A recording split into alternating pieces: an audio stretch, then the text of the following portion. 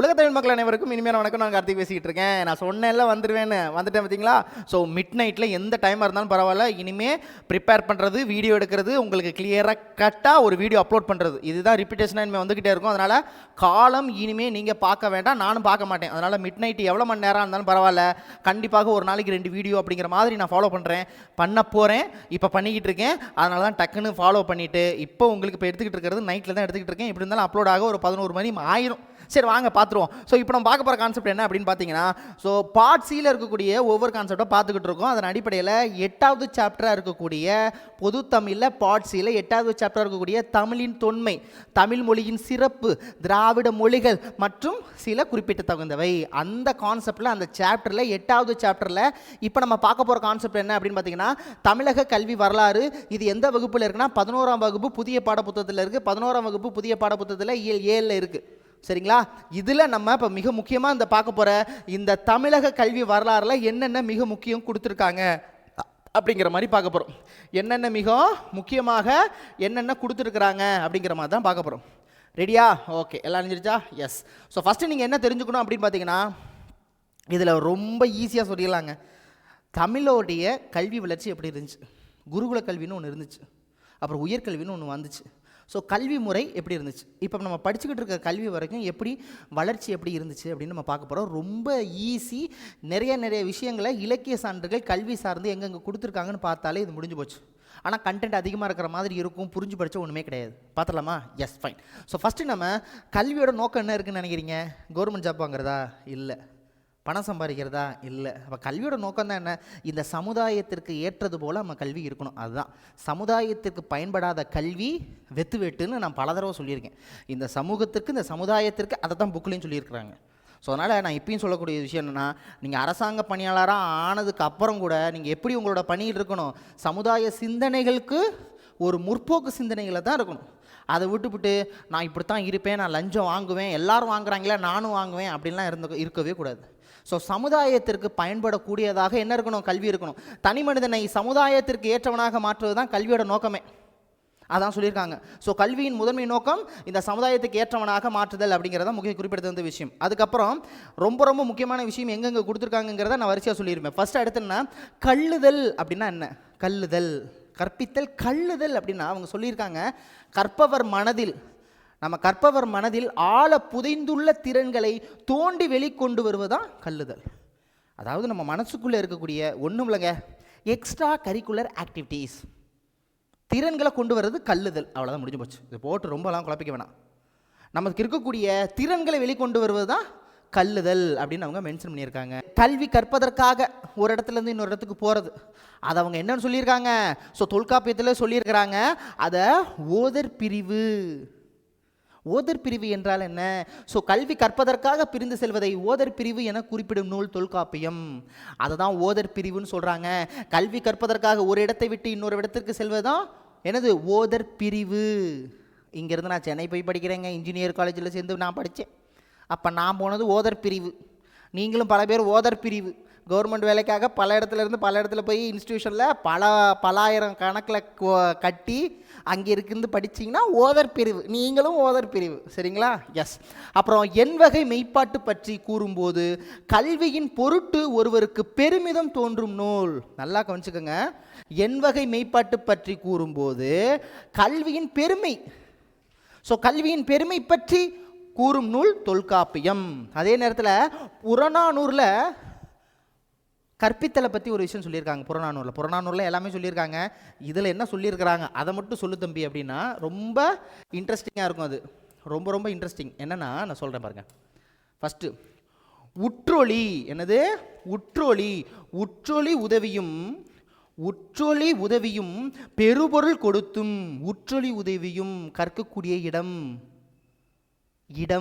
உற்றார்க்கூடிய இடம், கற்பித்தல் கூடிய இடம், உதவியும், அங்கே இருக்கிறவங்களுக்கு ஆசிரியர்களுக்கு உதவியும், உருபொருள் பெரும் உதவி பெரும் பொருளை கொடுத்தும், பிற்றை நிலை எந்த ஒரு பேதமும் இல்லாமல். இவன் ஆசிரியர் மேலே சொல்கிறேன் நான், சரிங்களா? எந்த ஒரு பேதமும் இல்லாமல் எந்த ஒரு செருக்கும் இல்லாமல் ஆணவமும் இல்லாமல் வச்சுக்கோங்க. பிற்ற நிலை முனியாது கற்றல் நன்றே, அப்படி படிக்கணும். அதான் சொல்லியிருக்காங்க. இது கூறிய வேற நெடுஞ்செழியன். எந்த வட எல்லையை வட படை இருக்கு இல்லையா, வடநாட்டு படையை ஒடுக்கிய நெடுஞ்செழியன், அதான் ஆரிய படை கடந்த நெடுஞ்செழியன். புறநானூறு அதில் தான் சொல்கிறாங்க. பொருள் கொடுத்தும் தொண்டு செய்தும் ஆசிரியர்களும் மாணவர்கள் கல்வி கற்பதை சிறப்புடன் குறிப்பிடுகிறது. ஓகேவா? எஸ். டாக்டரே படிச்சிருந்தாலும் ஏபிசிடி சொல்லி கொடுத்த டீச்சர் வசதி தான், அப்படி தானே? அவங்க தானே ஆரம்பம். சரி, அடுத்து சங்க காலத்தவர் குடும்பம், அரசு, சமூகம் என்ற 3 நிலைகளிலும் சிறப்பினை பெற வேண்டும் அப்படிங்கிற தேவை. ஸோ பெருவினை பெற என்ன தேவை? கல்வி தேவை. ஒரு மனிதன், குடும்பம், அரசு, சமூகம், இந்த 3லையும் நிலை பெற கல்வி தேவை அப்படின்னு சொல்கிறாங்க. அதே நேரத்தில் 3 இடத்துல 3 விஷயம் சொல்லியிருப்பாங்க. அப்புறம் ஒரு பழமொழியை சொல்லுவாங்க இல்லையா, சின்ன வயசில் படிக்கலைன்னா நீ எப்போ போனாலும் படிக்க முடியாது. ஸோ அப்போ இளமையில் கல், அந்தந்த வயசில் அதை நம்ம செஞ்சிடணும். ஸோ இளமையில் கல் என்று சொல்லவர் ஔவையார். இளமையில் கல் என்று கூறியவர் ஔவையார். ஒருவனுக்கு அழகு என்ன தெரியுமா? மேக்கப் போடுறதோ இல்லை முகபாவனை கிடையாது, கல்வி தான் ஒருத்தனுக்கு அழகு அப்படின்னு சொன்னது யாரு? நாலடியார்ல சொல்லியிருக்காங்க. ஸோ கல்வி அழகே அழகு என்று குறிப்பிடும் நூல் நாலடியார். அது மட்டும் இல்லாமல் துணையாய் வருவது தூய நற்கல்வி தான். துணையாக வருவது உன் ஃப்ரெண்டு கிடையாது, துணையாக வருவது உன் துணைவி கிடையாது, துணையாக வருவது உங்கள் அப்பா அம்மா கிடையாது, துணையாக வருவது நீ படித்த கல்வி தான் அப்படின்னு சொன்னது என்னது? திருமந்திரம். இது 3 முக்கியம், பார்த்துக்கங்க. முடிஞ்சு போச்சு. நான் ராசமாணிக்கனார்னு ஒருத்தர் இருக்கார். அவர் என்ன சொல்லியிருக்காருன்னா 2 விஷயத்த, மிக முக்கியமான விஷயத்த சொல்லியிருப்பார். நமக்கு தெரிஞ்ச விஷயம் தான். என்ன சொல்லியிருக்காரு அப்படின்னு பார்த்தீங்கன்னா, சங்ககால தமிழகத்தில் தமிழ் ஆட்சி மொழியாகவும் பயிற்று மொழியாகவும் இலக்கிய மொழியாகவும் விளங்கியது. சங்க காலத்தில். அதுக்கப்புறம் சுதந்திரத்துக்கு அப்புறம் நம்ம என்ன பண்ணோம்? தமிழ்நாடெங்கும் தமிழை ஆட்சி மொழியாகவும் கல்வி மொழியாகவும் சமயம், வாணிகம் போன்ற எல்லா துறைகளிலும் பொது மொழியாகவும் விளங்கியது. இது எல்லாருக்கும் தெரிஞ்சது தான். ஸோ அந்த காலமும் சரி இந்த காலம் சரி தமிழ் மொழி ஆட்சி மொழி எல்லா துறைகளிலும் சிறந்து விளங்கக்கூடிய மொழியாக இருக்குது அப்படின்னு சொன்னது யார் அப்படின்னு கேட்டாங்கன்னா நம்ம ராசமாணிக்கனார், ராசமாணிக்கனார் அவர்கள் சொல்லியிருக்கிறாரு. அதே நேரத்தில் தமிழகத்தில் சங்க காலத்திலும் சங்கம் மருவிய காலத்திலும் கற்பித்தல் பணியை செய்து வந்த அமைப்புகள் எவை? சார் இப்போ ஸ்கூல் இருக்குது, காலேஜ் இருக்குது, சரிங்களா, கேட்ரிங் காலேஜ், பாலிடெக்னிக் காலேஜ் இவ்வளோலாம் இருக்குது. அந்த காலத்தில் எந்தெந்த அமைப்பு எஜுகேஷனை ஃபாலோ பண்ணாங்க? ஸோ ஃபஸ்ட்டுனா சான்றோர் அவை, அடுத்து அது அரங்கூர், அந்த வார்த்தை ரொம்ப முக்கியம், அரங்கூர் அவையம், சமணப்பள்ளி, சமணப்பள்ளினா அதில் இருக்குது சமயம் சார்ந்த பள்ளி, அப்புறம் பௌத்த பள்ளி, சரிங்களா. இந்த அமைப்புகள்லாம் என்ன பண்ணாங்க? கல்வியை போதித்தாங்க. மன்னராட்சி காலத்தில் முக்கியமான கல்வியாக என்ன? போர் பயிற்சி பள்ளி இருந்தது. ஓகேவா? இது ரொம்ப முக்கியம். அடுத்து கற்பிக்கும் ஆசிரியர் 3 வகைகளாக பிரித்தனர். ஃபஸ்ட்டு கணக்காயர், அடுத்து ஆசிரியர், அடுத்து குறவர். 3 வகையான ஆசிரியர்கள் அந்த காலத்தில் இருந்தாங்க. மறந்துடாதீங்க. கீழ் கன்றபற்றுள் வேறுபாடு எடுத்துன்னு கொடுத்துட்டு இதெல்லாம் கொடுத்துட்டு வேறு ஏதாவது ஒன்று கொடுத்துருவாங்க. ஸோ கணக்காயர், ஆசிரியர், குறவர். இதில் கணக்காயர்கிட்ட கற்றுக்கிறவர் யாருன்னா சிறுவர் கற்றுக்குவாங்க, சின்ன சின்ன பசங்க, பால்வாடி மாதிரி வச்சுக்கோங்க. இந்த கிளாஸில் பால்வாடி தொடக்க கல்வி மாதிரி. அடுத்து ஆசிரியரிடம் கற்பவன் மாணவன். ஓகே, அடுத்த ஸ்டேஜ் குறவரிடம் கற்பவன் கேட்போன்னு சொல்லியிருக்காங்க. கேட்போனா அதுக்கு மேலே இருக்கிறவங்க எல்லாருமே கேட்போன், வயசானவங்கன்னு வச்சுக்குவோம், கேட்போன். இப்போ கணக்காயருடைய பணிகள் என்னவாக இருந்துச்சு? ஸோ எழுத்தும் இலக்கியமும் உரி சொல்லும் கணக்கும் கற்பிப்பவர் தான் அவங்க. இதிலே முடிஞ்சு போச்சு ஸ்டார்டிங் ஸ்டேஜ். ஸோ எழுத்தும் இலக்கியம் உரி சொல்லும் இதெல்லாம் தெரிஞ்சவங்க. ஆசிரியர்னா பிற்காலத்தில் அதுக்கப்புறம் 5ஆக விரிவிக்கப்பட்ட, அதாவது 5ஆக விரிவிக்கப்பட்ட 3 வகை இலக்கணத்தையும், 3 வகை இலக்கணம் அவற்றுடன் எடுத்துக்காட்டுடன் பேரிலக்கியத்தை நமக்கு மென்ஷன் பண்ணுறாங்க. 3 வகைனா எழுத்து சொல் பொருள், அதான் 3 வகை இலக்கணத்தையும் எடுத்து சொல்கிறது. கடைசியில் குறவர் சமய நூலும் தத்துவ நூலும் கற்பிவர் தான் குறவர். சமயம் முடிஞ்சு போச்சு. ஓகேவா? அதான் கேட்போர், அது கேட்டுக்கிட்டா போதும், சரிங்களா? எஸ். அடுத்து பள்ளினா என்னங்க? அந்த காலத்தில் பள்ளிகள், மன்றம், சான்றோர் அவை. பள்ளிகள்னா என்ன இருக்கும்? ஸோ கலைகள், கல்வி போன்றவற்றை கற்பிக்கும் இடமாக விளங்கியது. மன்றம் கற்ற வித்தைகளை அரங்கேற்றும் இடமாக இருந்தது. மன்றம்னா என்ன அர்த்தம்? நடனமான மன்றம் நமக்கு தெரிஞ்ச வித்தையை அங்கே பண்ணுறது, அங்கே நம்ம காமிக்கிறது. அடுத்து சான்றோர் அவைனா செய்த செயல்களை சீர்தூக்கி பார்க்கும் அவையாக இருந்தது. நம்ம செய்த செயல்களை சீர்தூக்கும் பார்வையாக இருந்தது சான்றோர் அவை. இவங்க ஒன்றும் இல்லைங்க, இது பள்ளி உங்களுக்கு தெரியும். மன்றம்னா நம்ம டான்ஸ் ஆடுறோம், பாட்டு பாடுறோம்னா ஒரு மன்றம் இருக்கும்ல, நம்ம அது கற்றுக்கிட்ட வித்தையை காமிக்கிறது. அதை போட்டி போடுறதுக்கு நோட் பண்ணுறதுக்கு ஜட்ஜ் இருப்பாங்களே, சூப்பர் சிங்கருங்க, சூப்பர் பாட்டு பாடுறது மன்றங்க. அந்த ஒரு 4 பேர் 5 பேர் ஒரு 16 பேர் உட்காந்து இது பண்ணுவாங்கள்ல, அது சான்றோர் அவங்க ஜட்ஜ் பண்ணுறதுங்க. செய்த செயலை சீர்தூக்கி பார்க்கும் அவையாக இருந்தது. முடிஞ்சு போச்சுங்க. இது கற்றுக்கிற இடம், இது கற்றுக்கிட்டதை காமிக்கிற இடம், இது காமிக்கிறதுக்கு மார்க் போட்டு செலக்ட் பண்ணுற இடம். முடிஞ்சு போச்சு. அடுத்து இது ஒரு திரிகடத்தில் 3 விஷயத்த சொல்லியிருப்பாங்க. நன்மையே கிடையாது, வேஸ்ட்டு. எது வேஸ்ட்டு? ஸோ கணக்காயர் இல்லாத ஊரும், கணக்காயர் இல்லாத ஆசிரியர் இல்லாத ஊர் வேஸ்ட்டுங்க அப்படிங்கிறாரு. கணக்காயர் இல்லாத ஊரும் பிணக்கருக்கும் மூத்தோர் இல்லாத அவை கலனும். எடே பிணக்கருக்கும் மூத்தோரை இல்லாத அவை கலனும் பாத்துண்ணும். என்னது? பாத்துண்ணும் தன்மையில்லாத அயலிரும்பும். இம்மூன்றும் நன்மை பயத்தல் நமக்கு தேவை. கணக்காயர் இல்லாத ஊருன்னு வேஸ்ட்டுன்னு சொன்னது திரிகடுக்கும், அவ்வளோதான். சரிங்களா? அடுத்து அப்போ சொன்னோம் இல்லையா, இளமையில்கள் என்று சொல்ல அவையார் கூறினார். அதுபோல் இப்போ நம்ம சில விஷயத்தை அப்படியே ஒன்பது பார்க்க போகிறோம். ஃபஸ்ட்டு நம்ம பார்க்க போகிறது என்ன? கல்வி கற்பிக்கும் இடங்களை பள்ளி அப்படின்னு சொன்னது என்ன? பள்ளி என்று கூறியது பெருவாய் திருமொழி. நம்ம கல்வி கற்பிக்கும் இடங்களை ஓதும் பள்ளின்னு சொன்னது எது? பள்ளின்னு சொன்னது பெருவாய் திருமொழி. இதுவே ஓதும் பள்ளின்னு சொன்னது திவாகர நிகண்டு. என்ன நிகண்டு? திவாகர நிகண்டு. இதுவே கல்வி கற்கும் நிலை கல்லூரின்னு சொன்னது எது சார்? பள்ளி சொல்லிட்டீங்க, பெருவாய் திருமொழி. ஓதும் பள்ளின்னு சொன்னது திவாகர நிகண்டு. கல்லூரின்னு சொன்னது சீவக சிந்தாமணி. என்ன மணி? சீவக சிந்தாமணி. அதே கற்றலுக்கு உதவும் ஏட்டுக்கற்றைகள், ஓலைச்சுவடிகள், அதைத்தான் சொல்கிறாங்க. அதான் ஓலை கற்றைகளை ஏடு சுவடி புத்தகம் அப்படின்னு நம்ம சொல்கிறோம் இல்லையா, அதைத்தான் சொல்லியிருக்காங்க. உட்பொருளை குறிப்பவை பணுவல் நூலை குறிக்கிறது. சந்தோஷம். சமணத்தை சேர்ந்த மலை குகையில் தங்கியவர்களை நம்ம என்னன்னு சொல்கிறோம்? என்ன துறவிகள்னு அவங்க சொல்கிறாங்க? ஸோ திகம்பர துறவிகள்னு சொல்கிறாங்க. என்ன துறவிகள்? திகம்பர துறவிகள். சமண சமயத்தின் தலையாக அறங்கள் 4. எப்படியே? சமண சமயத்தின் தலையான அறங்கள் 4. ஒன்று கல்வி, இன்னொன்று மருந்து, இன்னொன்று உணவு, இன்னொன்று அடைக்கலம். அப்போனா இது 3 ரொம்ப முக்கியங்க. சரி சார், பள்ளி அப்படின்னா என்ன அர்த்தம் அப்படின்னா படுக்கை. என்ன சார் தூங்க சொல்கிறாங்களா? கிடையாது. அந்த காலத்தில் படுக்கை கொண்டு போய் படித்தார்கள். படுக்கைகள் மீது மாணவர்கள் அமர்ந்து கற்றதால் கல்விக்கூடங்கள் பள்ளிக்கூடங்களாக ஆயின. அந்த படுக்கைனா அவங்க உட்கார்ந்து படிக்கக்கூடிய அந்த இடத்த சொல்கிறாங்க. ஸோ பள்ளி எனும் நூல், பள்ளி என்னும் சொல் சமண பௌத்த சமயங்களில் கொடையாகும். பள்ளிங்கிறது சமண பௌத்தங்களை கொடைன்னு சொல்கிறாங்க. ஸோ சமண பள்ளிகளில் பயின்ற மாணவர்கள் தங்கள் ஆசிரியர்களை எடுத்த படுக்கைகளை பற்றி குறிப்புகள் கல்வெட்டுகளில் இருக்குது. அதில் மிக முக்கியமாக திருச்சிராப்பள்ளி, திருச்சி மலைக்கோட்டையில் இருக்குது. திருச்சி மலைக்கோட்டை கல்வெட்டு. நம்ம கழுகுமலைன்னு சொல்கிறோம்ல, அங்கே என்ன மலை? என்ன குன்று? சமண குன்றில் இருக்குது. சரியா?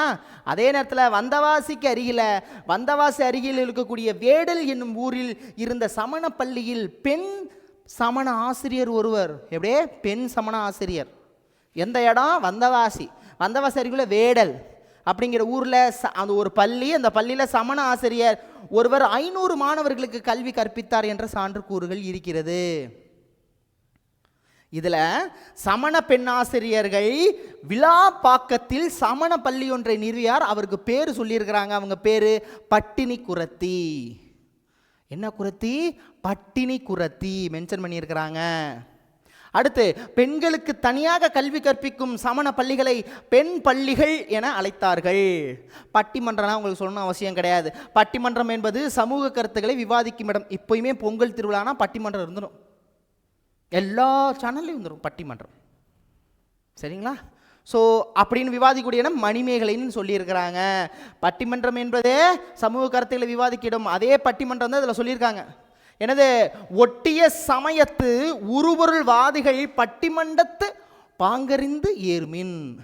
பட்டிமன்றத்தை பற்றி சொல்லியிருக்கிறாங்க. சரி, அடுத்து சீன பயணிகள் யுவான் சுவாங். என்னது? Yuan Chuang.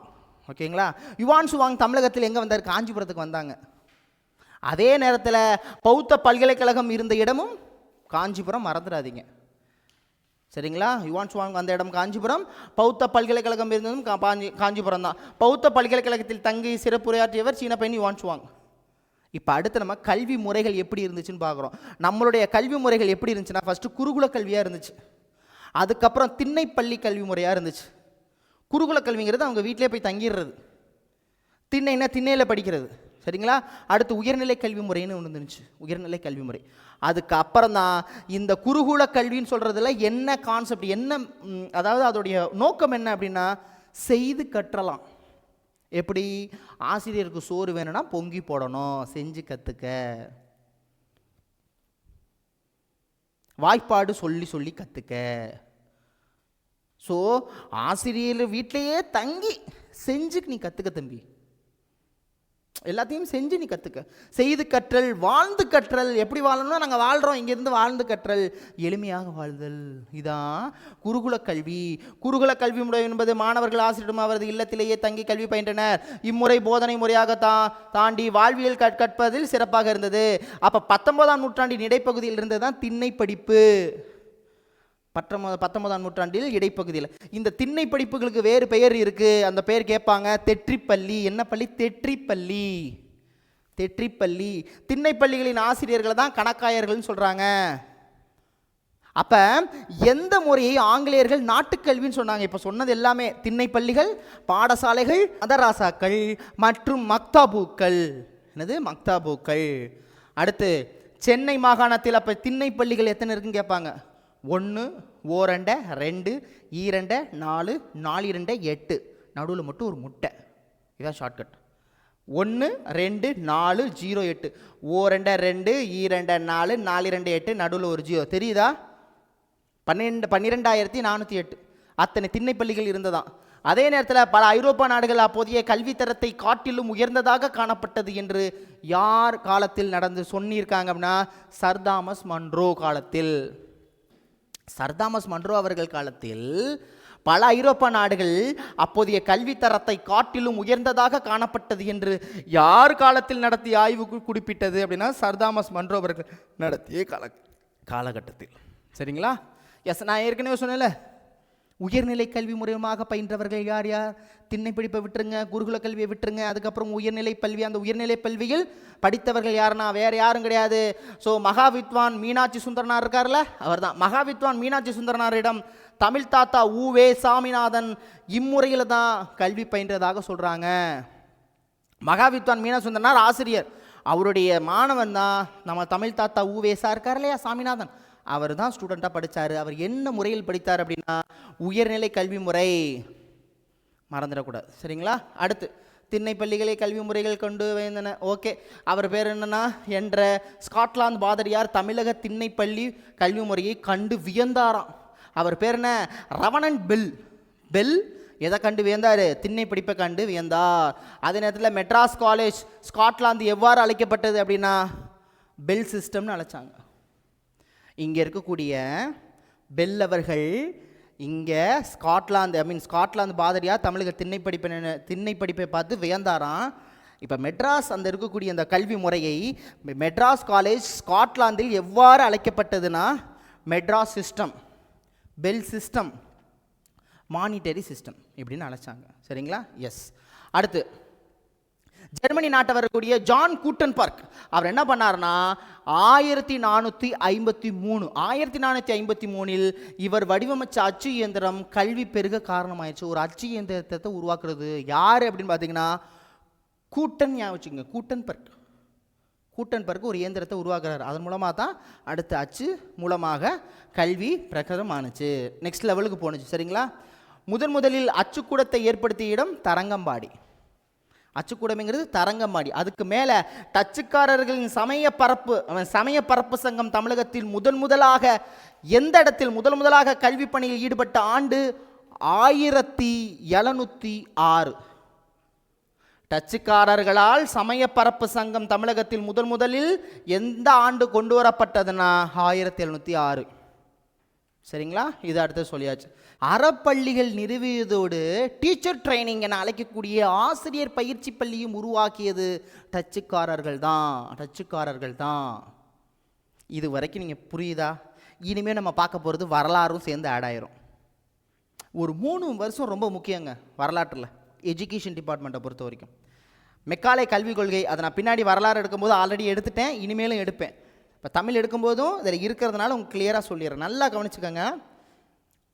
முதலாக கல்விக்காக 1 லட்சம் நிதி ஒதுக்கின சட்டம் 1813 பட்டய சட்டம், மறந்துடாதீங்க. முதலாக கல்விக்கு எந்த ஆண்டு சாசன சட்டத்தின்படி பாராளுமன்றத்தில் இந்தியர்களின் கல்விக்காக 1 லட்சம், பாராளுமன்றம்னா நம்ம பாராளுமன்றம் இல்லை, பிரிட்டிஷ் பாராளுமன்றம், சரிங்களா? ஸோ பிரிட்டிஷ் பாராளுமன்றம் தனியாக 1 லட்சம் ஒதுக்குனாங்க, அது செலவே பண்ணல, அது அடுத்த விஷயம். ஆனால் ஃபஸ்ட்டு டைம் எஜுகேஷனுக்காக ஒரு சட்டம் 1 லட்சம் ஒதுக்குனாங்க, 1813 பட்டய சட்டம்னு சொல்லுவாங்க, சரிங்களா? எஸ். அடுத்து 2 விஷயத்தை ஃபாலோ பண்ணாங்க அப்போதைக்கு இருந்த கல்விக் கொள்கை என்ன கொண்டு வந்தாங்க அப்படின்னா, திண்ணை படிப்பு, குருகுல கல்வி அப்படிங்கிறது அதுதான் வேணும், அதுதான் இங்கே சமயம் சார்ந்த கல்வி தான் வேணும் அப்படின்னு ஒரு சாரார் இருந்தாங்க. ஒரு சாரார் இல்லை, மேற்கத்திய கல்வி முறை தான் வேணும், அறிவியல் சார்ந்த கல்வி முறை தான் வேணும்னு ஒரு போராட்டம் நடந்துச்சு, சரிங்களா? நல்லா கவனிச்சுக்கோங்க. இந்த சமயம் சார்ந்து இருக்கிறதா வேணும் அப்படின்னு சொன்னவங்களை ஒரு பிரிவினர், மேற்கத்திய கல்வி முறை தான் வேணும்னு சொல்கிறவங்க தனிப்பிரிவினர். அந்த 2 பிரிவினர்களை நம்மளுக்கு இந்த இலக்கியம் சார்ந்து, ஸோ இந்தியாவில் தாய்நாட்டு இலக்கியங்கள் தான் வேணும் அப்படின்னு சொல்கிறவங்கள தான் கீழை தேயவாதியர்கள் அப்படின்னு சொல்லியிருக்காங்க. மேற்கத்தியவாதிகள் சொல்கிறாங்கல்ல, மேற்கத்தியவாதியர்கள் இது கீழ், அதுதான். ஸோ கீழை தேயவாதிகள். அப்போ மேற்கத்தியவாதிகளா, மேற்கத்திய இருக்கக்கூடிய அறிவியல் சிந்தனையில் இந்தியர்கள் முன்னேற்ற முடியும், ஸோ ஆங்கில வழி கல்விகள் வேணும் அப்படின்னு சொல்லி ஃபாலோ பண்ணாங்க. இவங்க 2 பேருக்கும் சண்டை முட்டிக்கிச்சு. இந்த 2 பேர்களுக்கும் இடைப்பட்ட வேறுபாடுகளை நீங்க அமைத்த குழு தான் மெக்காலே கல்விக் குழு. 1835 மறந்துடவே மறந்துடாதீங்க.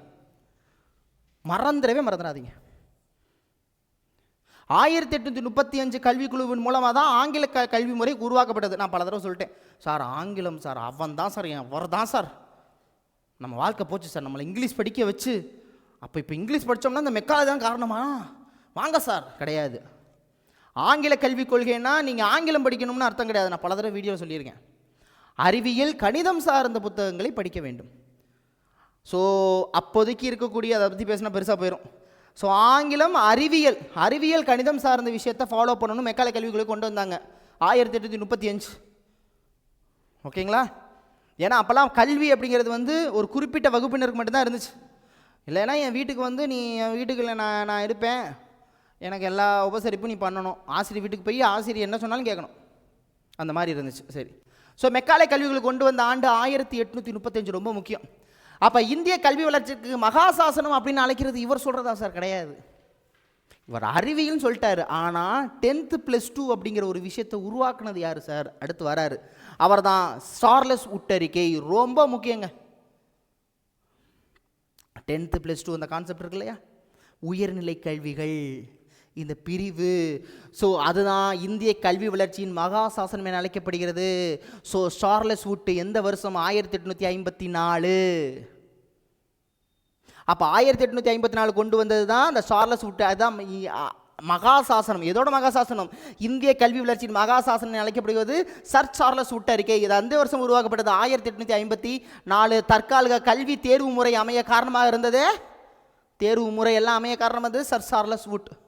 அப்போ கடைசியாக கல்வி குழுவின் ஹண்டர் கல்வி குழுன்னு ஒன்று கொண்டு வந்தாங்க. அந்த வருஷம் 3 வருஷம் ரொம்ப முக்கியங்க. 1835 மெக்காலே கல்விக் கொள்கை கொண்டு வந்தது.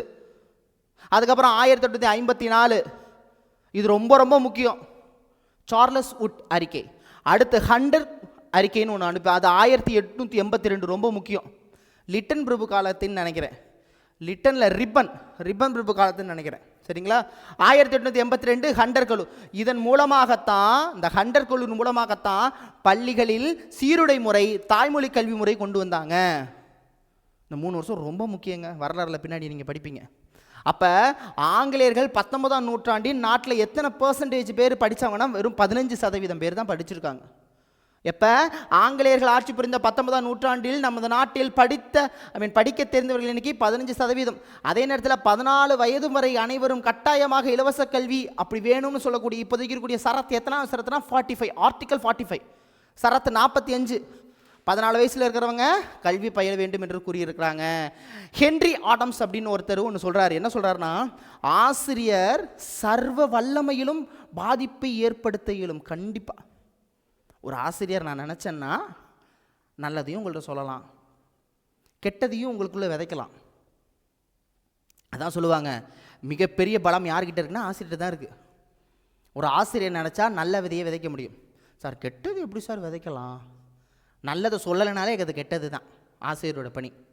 இந்த சமூக சிந்தனை இல்லாமல் ஒரு ஆசிரியர் ஒரு கிளாஸ் எடுக்கிறாரு மாணவர்கிட்ட, அது ஒன்றும் இல்லை, லஞ்சம் வாங்கக்கூடாது, ஜாதி மதம் பேதம் பார்க்கக்கூடாது, உன்னுடைய பணி அரசியல் சார்ந்ததாக இருக்க வேண்டும், நீ லஞ்சம் இல்லாத ஒரு சமூகத்தை உருவாக்கணும் அப்படின்னு இந்த வாயிலிருந்து ஒரு ஆசிரியனால் சொல்ல முடியலை. ஒரு வாரம் கிளாஸ் எடுக்கிற ஆசிரியனால் அந்த ஒரு வாரத்தை சொல்ல முடியலைன்னா அவர் தவறான ஆசிரியரே. ஒருவருடைய பணி நீ பாஸ் ஆக்கிறது மட்டும்தான் என்னோடய வேலை அப்படின்னா கல்வியின் முதல் நோக்கம் சமூகத்தின் அங்கமாக இருக்கணும்னு சொன்னதே பொய்யாயிருது. அதான் அதில் சொல்கிறாங்க. நல்ல சிந்தனையை விதைக்கிறது தான் ஆசிரியர். மனப்பாடத்தை சொல்லி கொடுக்குறவன் ஆசிரியர் கிடையாது. புரியுதா? மண்டையில் ஏறுதா? ஏறணும். ஸோ அதனால் நீங்கள் டிஎன்பிசி பாஸ் ஆகிறீங்கன்னா நீங்கள் பார்க்கக்கூடிய வேலை எப்பேற்பட்ட வேலை? எல்லா மக்களுடைய வரிப்பணத்தில் வாழ போகிறீங்க. மக்களுடைய வரிப்பணம் அது எப்பேற்பட்ட மக்களின் வரிப்பணம்? வறுமை கோட்டிற்கு கீழே இருக்கிற மக்களின் வரிப்பணம். சரிங்களா? அப்போ எல்லா மக்களையும் நீங்கள் சரிசமமாக மதிக்கணும். நான் கோட்டு போட்டு வந்தால் தான் ஒரு மாதிரியாக பார்ப்பேன், கிழிஞ்ச சட்டை போட்டு வச்சா அவனை நான் மதிக்கவே மாட்டேன் அப்படின்னா கிடையாது. அனைத்து மக்களின் வரிப்பணத்தில் வாங்கக்கூடிய சம்பளத்தில் வாங்கக்கூடிய நீங்கள் லஞ்சம் வாங்கக்கூடாது. முக்கியமாக உண்மையிலே சொல்லணும்னா அரசு பணியில் வேலை பார்க்குற ஒவ்வொருத்தரும் எல்லா ஜாதிக்காரர்கள்ட்ட இருந்தும் சம்பளம் வாங்குறீங்க. அப்போ நீங்கள் உங்களுக்கு மட்டும் நான் சைன் போடுவேன் அப்படின்னு இருக்கக்கூடாது. இதெல்லாம் வருவதுக்குள்ளே. சரிங்களா? ஆமாம், அதை தாங்க சொல்லியிருக்கிறாங்க. அவரால் ஏற்பட போகும் நல்ல விளைவுகளை அவர்களாலேயே மதிப்பிட இயலாது. அவர் எப்பேற்பட்ட நல்ல விஷயம்னு அவரால் கூட மதிக்க முடியாது. நம்ம எங்கேயாவது ஒரு மூலையில் சொல்லியிருப்போம், அதை பார்த்து எங்கேயோ ஒரு மூலையில் ஒருத்தங்க நல்லவங்கனா அப்பேற்பட்ட பயனும் அவருக்கே தெரியாது அப்படின்னு சொன்னது யார்? So Henry Adams. ஓகே, அடுத்து அட்டவணை இதோட முடியுது. எந்தெந்த வருஷம் எது முக்கியமான வருஷம் மட்டும் நான் சொல்லிடுறேன், ரொம்ப எல்லாத்தையும் ஞாபகம் வச்சுக்கணும். ஆனால் அந்த 3 வருஷம் ரொம்ப முக்கியம். மெக்காலே 1835, 1854, அப்புறம் புரியுதுங்களா 1882. ஐயோ அதெல்லாம் ரொம்ப முக்கியம் சொன்னேன் இல்லையா? சரிங்களா? 1835 மெக்காலே சொல்லிடலாம். சரிங்களா? அது ரொம்ப ரொம்ப முக்கியம். வுட்டு நீ வச்சுங்க, சார்லஸ் வுட் 1854, ஹண்டர் 1882 ரொம்ப முக்கியம். 1813 பட்டய சட்டத்தின் மூலமாக 1 லட்சம் நிதி ஒதுக்கப்பட்டது. அப்போ இதில் என்ன சார் முக்கியம்? சென்னை பல்கலைக்கழகம் தொடங்கப்பட்டது 1857. இதெல்லாம் பலது நம்ம ஆல்ரெடி பார்த்தது தான். 1857 சென்னை பல்கலைக்கழகம் உருவாக்கப்பட்டது, ரொம்ப முக்கியம். அதே நேரத்தில் தமிழ்நாடு இடைநிலை கல்வி வாரியம் தொடங்கப்பட்டது 1910, ரொம்ப முக்கியம். அடுத்து 1826 ரொம்ப முக்கியம். சென்னை ஆளுநர் சர் தாமஸ் மன்றோ ஆணை கிணங்க பொது கல்வி வாரியம் தொடங்கப்பட்டது. இது 3 ரொம்ப ரொம்ப முக்கியம். மிச்சதெல்லாம் நீங்கள் பார்த்துக்கோங்க. சரிங்களா? அதெல்லாம் ரொம்ப முக்கியம் கிடையாது. சரிங்களா? அதே நேரத்தில் 1911 அதுக்கு அடுத்த வருஷம் படிச்சுக்கலாம். ஸோ என்னது? பள்ளி இறுதி வகுப்பு மாநில அளவிலான பொது தேர்வில் நடைமுறைக்கு வந்தது. அடுத்த வருஷம் தானே வச்சுக்கலாம். சரிங்களா? ஆனால் எல்லாம் முக்கியம். எல்லாமே ஒரு தடவை பார்த்துருங்க. முக்கியமானதை நான் சொல்லிட்டேன். சரிங்களா? ஆக மொத்தம் இந்த 11ஆம் வகுப்பு முடிஞ்சு போச்சு. ஸோ கல்விக்கான தேவையும் கல்விக்கான நோக்கமும் இதுதான். இதையெல்லாம் தெரிஞ்சுக்கிட்டு தான் நீங்கள் அரசு அதிகாரி ஆகணும். அதுதான் டிஎன்பிஎஸ்சி விரும்புது. அதை விட்டுவிட்டு நான் பாஸ் ஆகிறதுக்கு மட்டும் நான் 1.5 மார்க் மட்டும் பதிப்பேன், அதுக்கப்புறம் நான் வேறு மாதிரி இருப்பேன் அப்படின்னா நீங்கள் அன்ஃபிட்டு. டிஎன்பிஎஸ்சிக்கு அன்ஃபிட் இல்லை, மனிதராக இருக்கவே அன்ஃபிட்டு. இதோட நோக்கமே இப்போ நம்ம பார்த்தது தான். இதுக்கு மீறி ஒன்றுமே கிடையாது. அப்போ சிந்தனைகளையும் சமூக சிந்தனைகளையும் விதைத்து இதெல்லாம் நீங்கள் தெரிஞ்சுக்கிட்டு நீங்கள் டிஎன்பிஎஸ்சியில் பாஸ் ஆகணும். டிஎன்பிஎஸ்சி நினச்சிருக்காங்க, அதனால தான் போர்ஷனுக்குள்ளே ஆட் பண்ணியிருக்காங்க. சரிங்களா? Thank you so much. மீண்டும் சந்திக்கலாம். அடுத்தது நான் பார்க்கணும். அடுத்து பார்த்துட்டு அடுத்து சீக்கிரம் வந்துடுறேன். சரிங்களா? மீண்டும் சந்திக்கிறேன். உங்களுக்கு விடைபெறுவது உங்கள் அன்பு சகோதரன் கார்த்திக். நன்றி, வணக்கம்.